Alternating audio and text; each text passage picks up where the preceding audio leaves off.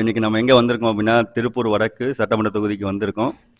இங்கே என்ன நடந்திருக்கு அப்படின்னா, உள்ளாட்சி தேர்தல் இன்னும் 8 மாதம் தான் இருக்குது. அதுக்கான கட்டமைப்பு எப்படி பண்ணுறது அப்படின்னு சொல்லிட்டு கலந்தாய்வு போட்டிருக்காங்க. அதுக்கு தான் நம்ம வந்திருக்கோம். இப்போ கட்டமைப்புக்கான ஐடியா என்னென்ன செயல்படுத்த போகிறாங்க இந்த 8 மாதத்துக்கு அப்படின்னு சொல்லிட்டு அப்படி கேட்டு நம்ம தெரிஞ்சுக்கலாம். வாங்க. வணக்கம், என் பேர் மனோஜ், திருப்பூர் வடக்கு தொகுதி தலைவர். நான் வந்து யோசனைகள் வச்சு நான் பேசியிருக்கேன். இப்போ கலந்தாய்வு கூட்டம் நடந்துச்சு. இதில் முதல் கட்டம் 4 கட்டமாக பிரிச்சிருக்கு. அதாவது முதல் வந்து கட்டமைப்பு பண்ணணும், வார்டில் பூத் வரியாக பண்ணணும். அது கட்டமைப்பு ஃபஸ்ட்டு பண்ணணும். அதுக்கப்புறம் மக்கள் கவன ஈர்ப்பு, அது எப்படி பண்ணுறதுங்கிறது அது ஒன்று பேசியிருக்கோம். அப்புறம் பொருளாதாரம், இதெல்லாம் செலவு பண்ணுறதுக்கு பொருளாதாரம் என்ன பண்ணுறது அப்படின்னு பேசியிருக்கேன். இது இல்லாமல் நம்ம உறவுகள்லாம் இணைஞ்சு தற்சார்பு பொருளாதாரத்தில் என்ன பண்ணலாங்கிறது ஒரு ஐடியா பேசியிருக்கேன். இதை ஒன்று நான் சொல்கிறேன். நான் கட்டமைப்பு என்னென்னா, இப்போ வார்டு கவுன்சிலர் வந்து ஆர்வமாக வந்திருக்காங்க. அவங்ககிட்ட பேசுனது என்னென்னா, அவங்க வந்து நான் சொன்னது வந்து ஒரு வார்டுக்கு 10,000 ஓட்டு, இங்கே கிட்டத்தட்ட ஒரு வார்டில் 10,000 ஓட்டு, அதில் 35% நம்ம எடுத்தாகணும், அப்போ தான் வெல்ல முடியும். 35% 3,500 ஓட்டு எடுக்கணும். 3,500 ஓட்டுனா 10 பூத் இருக்குது. 10 பூத்துனா ஒரு பூத்துக்கு வந்து 350 ஓட்டு.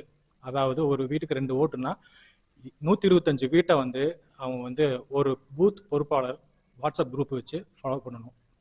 அப்படி கட்டமைப்பு பண்ணலாம் அப்படிங்கிறது. அதுக்கு என்னென்ன பண்ணணும் அப்படின்னு சொல்கிறேன் நான். அதுக்கு வந்து இப்போ இந்த 40 வார்டு பொறுப்பாளர்கள்லாம் வந்தாங்க. அவங்களுக்கு வந்து அவங்களுக்கு தெரிஞ்சவங்க 100 பேர்த்த ஃபோன் நம்பர் எழுதி கொடுத்துருக்காங்க. அவங்க எந்தெந்த வார்டு இருக்காங்க அப்படிங்கிறது பிரித்து அந்தந்த வார்டுக்கு பொறுப்பாளர் பிரித்து குழுவில் இணைக்கிறோம் நம்ம. அதுக்கப்புறம் அந்த பூத் பொறுப்பாளர் வந்து ஒவ்வொரு வீட்லேயும் போய் அந்த இதுங்க டோரில் ஒட்டுறதுக்கு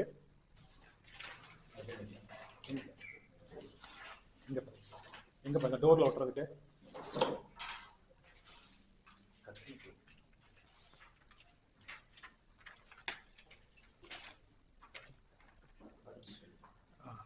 இதில் பூத் பொறுப்பாளர்கள்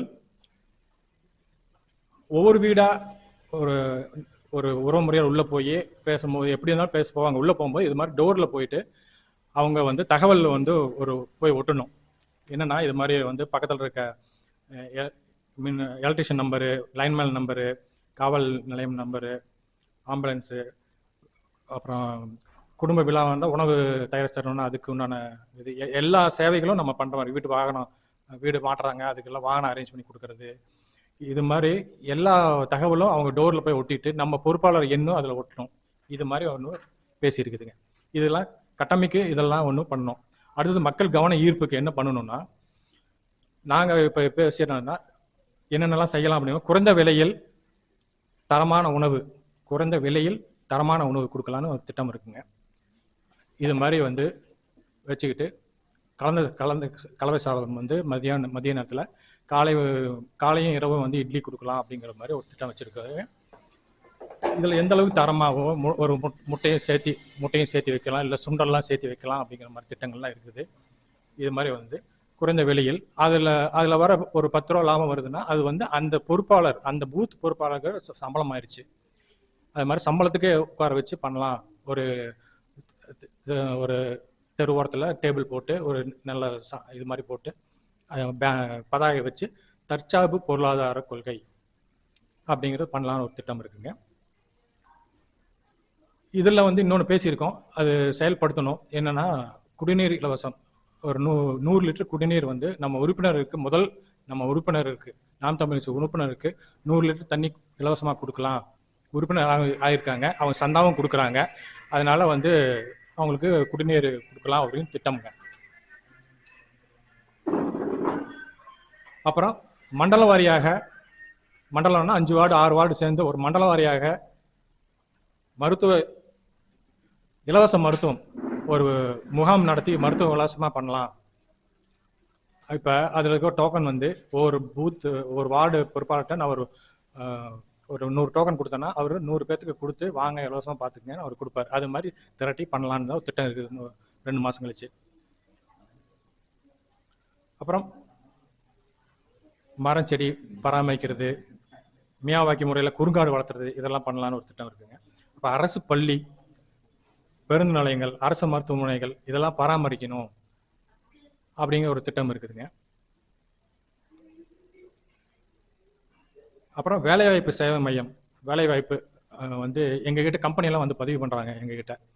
அதை வந்து இலவசமாக வந்து நாங்கள் வந்து மக்கள் டெய்லர்ஸ் வராங்க, ஸ்டாஃப்ஸ் வராங்க, அவங்களுக்குலாம் இலவசமாக வந்து இது மாதிரி இங்கே போய் வேலை போய் ஜாயின் பண்ணிக்கோங்க அப்படிங்கிறது திட்டம் வச்சுருக்குதுங்க. அது செய்ய போகிறோம். அப்புறம் இந்த உணவு கொடுக்குற இடத்துலையே வந்து நம்ம முன்னோர்கள் முருகன், விநாயகர், சிவன், கண்ணன் இவங்க வழிபாடெல்லாம் வைக்கிற மாதிரி கீர்த்திகை, பிரதோஷம் இது மாதிரி டைமில் சின்ன பதாகை வச்சு, சின்ன ஸ்பீக்கர் வச்சு சாமி பாட்டு போட்டு இது மாதிரி பண்ணலான்னு திட்டம் இருக்குதுங்க.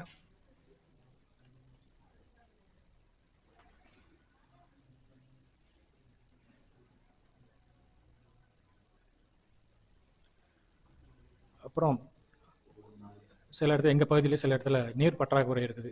அதாவது 3 நாள் சேமிச்சுக்கிறாங்க, 4வது நாள் தண்ணி பற்றாக்குறை ஆயிடுது. அது மாதிரி 4வது நாள் தண்ணி இல்லைன்னா நான் வந்து லாரி தண்ணி வாங்கி அவங்களுக்கு சேவை பண்ணலாம். சேவை பண்ணும்போது நம்ம லாரியில் வந்து அண்ணன் படம், சீமன் அண்ணா தலைவர் படம், அந்த பொறுப்பாளர் படம்லாம் பெருசாக வச்சு நாங்கள் இருக்கோம் அப்படிங்க காமிக்கிறதுக்காக மெயினாக அண்ணன் படத்தை எல்லாம் வச்சு இது மாதிரி வச்சு அவங்களுக்கு நாங்கள் இருக்கோம் காமிக்கிறதுக்காக நீர் வந்து இலவசமாக அவங்களுக்கு கொடுக்கலாம், சப்ளை பண்ணலாம் அப்படின்னு, லாரி தண்ணி சப்ளை பண்ணலான்னு ஒரு திட்டம் இருக்குது. இதுக்கு பொருளாதாரம்லாம் எப்படி திரட்டலான்னு ஒரு யோசனை என்னன்னா, உறுப்பினர்கள், எங்கள் உறுப்பினர் கிட்டத்தட்ட திருப்பூர் வடக்கில் வந்து 5000 உறுப்பினர் இருக்காங்க. அவங்க எங்கே இருக்காங்கன்னு பார்த்துட்டு அவங்கக்கிட்ட வந்து பேசி இது மாதிரிலாம் பண்ணுறாங்க, குறுங்காடு வளர்த்துறோம், இதெல்லாம் பண்ணுறோம், இந்த திட்டங்கள்லாம் இருக்குது அதெல்லாம் சொல்லி மாதம் ஒரு 200 ரூபா கொடுங்க. ஒரு ஏதோ போய் நம்ம மொபைல் ரீசார்ஜ் பண்ணுறதே 300 ரூபா 400 ரூபா பண்ணுறோம். போய் ஒரு கேக் சாப்பிட்றோன்னா 100 ரூபாய்க்கு சாப்பிட்றோம்.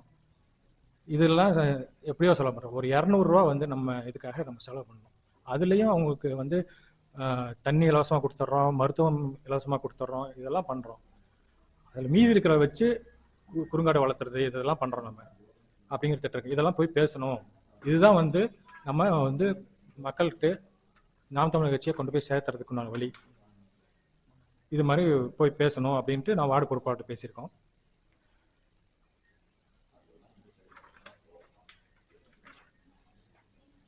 அப்புறம் சிறுவர்களுக்கு வந்து எங்களுக்கு க்ரீன் நெட் போட்டு கிரவுண்டு நிறையா இருக்குதுங்க. அது வந்து ஒரு நாள் வாடகைக்கு எடுத்து எங்கள் பொறுப்பாளர் குழந்தைகள், பக்கத்தில் இருக்க குழந்தைகள்லாம் வந்து அந்தந்த வார்டில் இருக்க குழந்தைகள்லாம் வச்சு விளையாட விடுறது, அப்புறம் நீச்சல் குளத்துக்கு ஒரு நாள் வாடகைக்கு எடுத்து விளையாட விடுறது, இதெல்லாம் பண்ணலாம். கலை நிகழ்ச்சிகள் நடத்தலாம். இதெல்லாம் ஒரு திட்டம் வந்துருக்குதுங்க. இதெல்லாம் செய்வோம், செஞ்சே ஆகணும். கண்டிப்பாக மாற்றம் வரும். நன்றி. நாம் தமிழர். சில கேள்வி இருக்கு. இந்த வார்டு பொறுப்பா கட்டமைப்பு, ஒரு வார்டு கட்டமைப்புக்கான ஐடியா கொஞ்சம் சொல்லுங்க. வார்டு கட்டமைப்பு வந்து ஒவ்வொரு வார்டுக்கும் எத்தனை பூத்துங்கிறது வந்து அது வந்து நகராட்சியில் போய் கேட்டிங்கன்னா இல்லை ஆன்லைன்லேயே கிடைக்கும். அதில் வந்து ஒரு வார்டுக்கு எத்தனை பூத்துங்கிறது அதில் கிடைக்கும். 6 வார்டுலேருந்து 10 பூத்து, 12 பூத்து அப்படிங்க வரும். கிட்டத்தட்ட அவங்க பிரிக்கிறது வந்து ஒரு பூத்துக்கு 1000 பேர் பிரிச்சிருப்பாங்க. அப்படின்னா அந்த பூத் பொறுப்பாளர் 350 பேர்த்த கவனிக்கணும். 350 பேர் எப்படியோன்னு உள்ளே கொண்டு வரதுக்கு பக்கத்தில் இருக்க நண்பர்கள், உறவினர்கள் அப்படி இருக்கவங்கள வாட்ஸ்அப் குழுவில் இணைச்சி விட்டு நாங்கள் என்ன பண்ணுறோங்கிறது பரப்புரை செஞ்சாலும் போதும். ஒன்று இணைவாங்க. இந்த கட்டமைப்பு பண்ணுறதுக்கு அந்த பூத்தில் இப்போ ஆளே இல்லை அப்படின்னா அங்கே ஒரு கட்டமைப்பு உருவாக்கணும், என்ன பண்ணுறது? அதான் பூத்து ஆள் இல்லைங்கிற பிரச்சனை இருக்குது. அதனால தான் வந்து நான் சம்பளத்துக்கு ஆள் எடுத்து இது மாதிரி பகுதி நேரம் அவங்களுக்கு இது மாதிரி உணவு விற்பனை பண்ணுறதுக்கு அவங்களுக்கு அதில் சம்பளம் வந்துடுது. மீதி இருக்க எனக்கு அவங்களுக்கு 4 மணி நேரம் கிடைக்கும். அந்த 4 மணி நேரத்தில் இவங்களுக்கு இது மாதிரி வேலை சொல்லலாம். போய் கட்டமைப்புக்கு அவங்க வீட்டுக்குள்ள நுழைஞ்சு இது மாதிரிலாம் பண்ணுறோம், இந்தாங்க இந்த லிஸ்ட் காமிச்சோம் இல்லைங்க, இது மாதிரி கதவு பின்னாடி ஒட்டிட்டு எந்த தேவையினாலும் எங்களுக்கு கூப்பிடுங்க, செஞ்சு தரோம் அப்படிங்கிறதெல்லாம் சேவை பண்ணலாம் அப்படிங்கிறது யோசனை. எனக்கு தெரிஞ்சு நிறைய இடத்துல வந்தீங்கன்னா நாம் தமிழர் கட்சி இவங்க பொறுப்பாளர் தான்ங்கிற வார்டிலே நிறைய பேருக்கு தெரியாமல் இருக்கு. இப்போ அதை தெரியப்படுத்துறதுக்காக ஏதாவது ஐடியா ஏதாவது இருக்கா உங்ககிட்ட? அதாங்க முதல்ல நம்ம வந்து ஒருத்தங்க நம்ம வண்டியில் போகும்போது பார்த்து கை காமிச்சிட்டு போவோம். நண்பர் தான். அவர் வந்து ரெண்டு ரெண்டு கட்சி, இந்த கட்சியா இல்லை நாம் தமிழர் கட்சியான்னு ரெண்டு நிலையா இருக்காங்க. அது மாதிரிலாம் நிறைய பேர் இருக்காங்க. நான் அவங்ககிட்ட போய் நாங்கள் நல்லவர் வல்லவர்னு சொன்னால் அவங்க வந்து கேள்வியை பார்க்குறாங்க. நாங்கள் என்னென்னலாம் செய்கிறோங்கிறது அவங்க கவனிக்கிறது இல்லை, கேட்கறது இல்லை, பெருசாகவும் கவனிக்கல. அப்போ நாங்கள் இதெல்லாம் செய்கிறோங்கிறது பார்க்க வைக்கிறதுக்கு சில விஷயங்கள் நான் பண்ணியிருக்கிறது பார்க்க வைக்கிறதுக்கு இது ஒரு வாய்ப்பு. அதனால தான் வாட்ஸ்அப் குழுவில் இணைச்சி நாங்கள் பாருங்கள் கிட்டத்தட்ட வந்து மே 18க்கு 200 லிட்டரு 150 லிட்டரு ரத்தம் கொடுத்துருக்கோம். தமிழ்நாடு ஃபுல்லாக சேர்த்து 250. இது வரைக்கும் எத்தனையோ லட்சம் லிட்டருக்கு கொடுத்துருக்கோம். இதெல்லாம் நிறைய பேருக்கு தெரியல.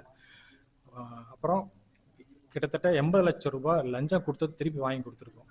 இது நிறைய பேருக்கு தெரியல. உங்களுக்கு எதாவது பிரச்சனையா, லஞ்சம் கொடுத்துருக்கீங்களா, திருப்பி வாங்கி தரோம் அப்படிங்கிற சொல்கிறோம். அதெல்லாம் தெரியல அவங்களுக்கு. யாராக இருந்தாலும் சரி வாங்கி தரோம்னு சொல்கிறோம். அதெல்லாம் தெரியல அவங்களுக்கு. இதெல்லாம் அவங்களுக்கு சொல்லணும்னா வண்டி நிறுத்தி பேச முடியாது.